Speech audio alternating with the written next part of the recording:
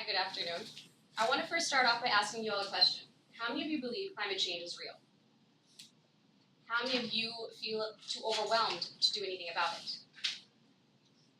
I think first of all, it's really important for us to acknowledge that we are not alone in our own narratives, whichever ones they may be.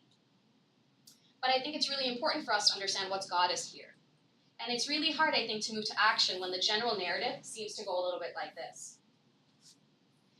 You got us here, and so you better fix it. And if you don't, then you and everyone else around you and everyone else that is going to come after you is going to have to face the consequences. I think that overwhelm feels a little bit justified when we put that into context. So, I and my thesis are exploring a theory about what might have gotten to this place. What could be something deeper, more entrenched, or more subconscious that's actually getting us to not be able to move to the action that's required? Because the argument isn't really very logical when you look at it. The Earth, nature, and our climate had actually been around for a millennia, and they've actually gone through a whole lot worse than the human race.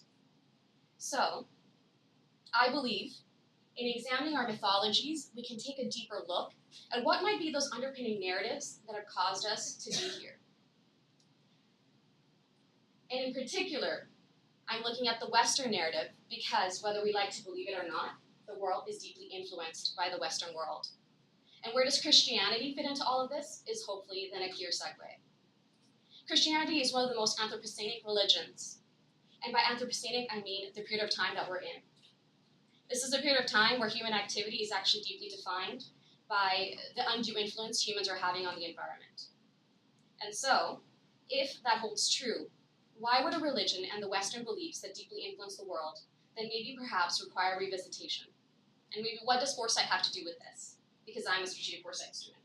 Well, if we want to create future narratives that are different, we have to deeply acknowledge and understand the past. What's got us to this point? And can we perhaps see the connection between how actions that were set into place a long, long time ago by generations we may not even know ourselves have set a series of actions in motion that have gotten to this point today, the Anthropocenic period.